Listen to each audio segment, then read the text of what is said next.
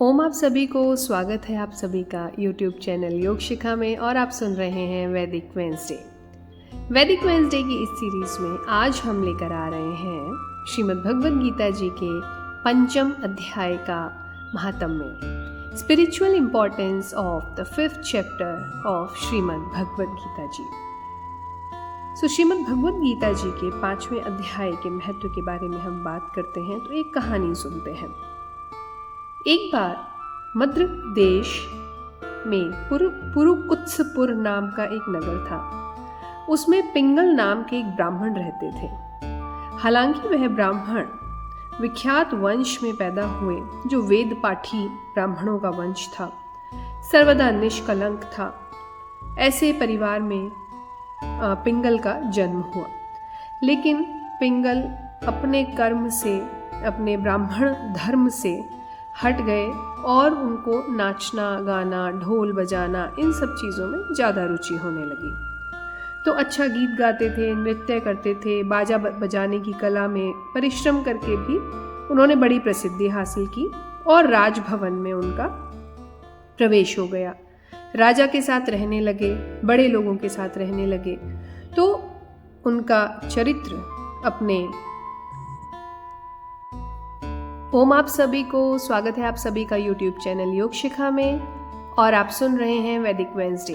वैदिक वेंसडे की इस सीरीज में आज हम सुनने जा रहे हैं श्रीमद् भगवद गीता जी के पंचम अध्याय का महात्म्य, spiritual importance of the 5th chapter of Shrimad Bhagavad Gita ji. चलिए तो इसकी कहानी सुनते हैं। एक देश था मद्र देश, उसमें एक नगर था पुरुकुत्सपुर। उस नगर में एक ब्राह्मण रहते थे, उनका नाम था पिंगल। हालांकि पिंगल का जन्म एक वेद पाठी ब्राह्मणों के वंश में हुआ जो हमेशा निष्कलंक था। किंतु पिंगल का मन वेद शास्त्रों और स्वाध्याय को छोड़कर ढोल आदि बजाते हुए नाच गान में उनका मन लगता था। गीत, नृत्य, बाजा बजाने की कला में उन्होंने काफी प्रसिद्धि प्राप्त की और धीरे धीरे उनका प्रवेश राजभवन में हो गया। राजा के दरबार में वो आने जाने लगे। अब राजा के दरबार में आने जाने लगे, ऊंचे लोगों में उनका उठना बैठना हुआ तो पिंगल को अभिमान ने घेर लिया। उनके मन में घमंड आ गया कि मैं ऊंचे लोगों में बैठता हूँ, मैं राजा के साथ बैठता हूँ। तो इस तरह का घमंड उनके मन में आ गया और राजा से वो दूसरों की चुगली करने लगे, पीठ पीछे बुराइयां करने लगे। तो पिंगल की वाइफ थी, उसका नाम था अरुणा। अरुणा चरित्रहीन स्त्री थी और किसी दूसरे पुरुष के साथ जाने की इच्छा से उन्होंने पिंगल का वध कर दिया, क्योंकि उन्होंने समझा कि ये पिंगल मेरे मार्ग का कंटक है तो इसलिए इसको मारना ज़रूरी है। तो इन्होंने पिंगल का वध कर दिया और उनकी जो मृतदेह थी उसको ज़मीन में गाड़ दिया। इस प्रकार अब पिंगल जो थे वो यमलोक में पहुँचे। अब यमलोक में पहुंचकर क्योंकि उनके कर्म अच्छे नहीं रहे तो उन्होंने नरक का उपभोग किया और फिर उनका जब दूसरा जन्म हुआ तो एक गिद्ध के रूप में उनका जन्म हुआ।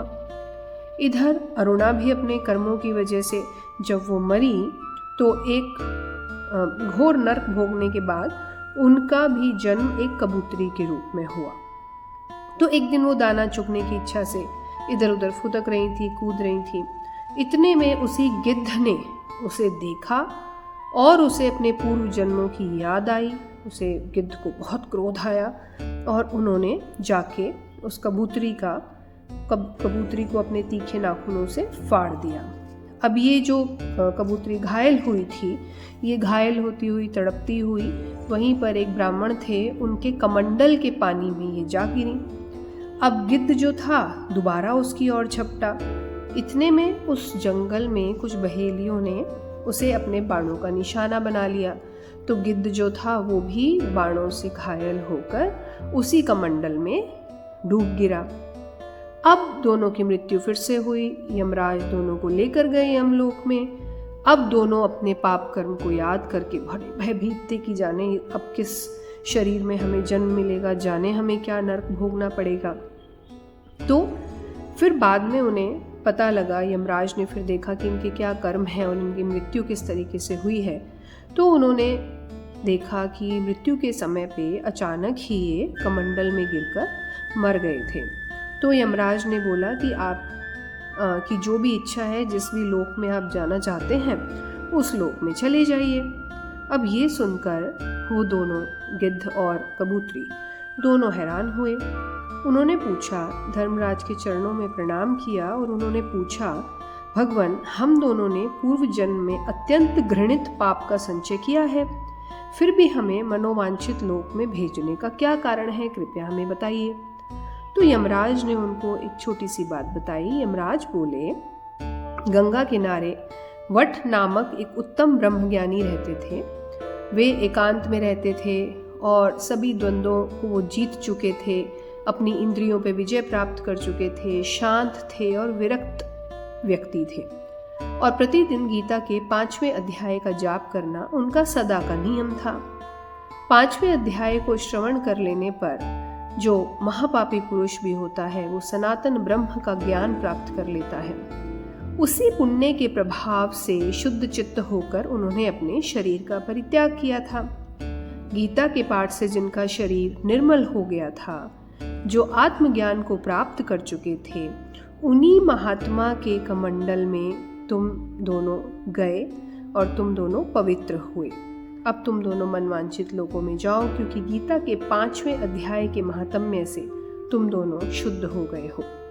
सो श्री भगवान बोलते हैं, सबके प्रति समान भाव रखने वाले धर्मराज के द्वारा इस प्रकार समझाए जाने पर वे दोनों बहुत प्रसन्न हुए और विमान पर बैठकर वैकुंठ धाम को चले गए।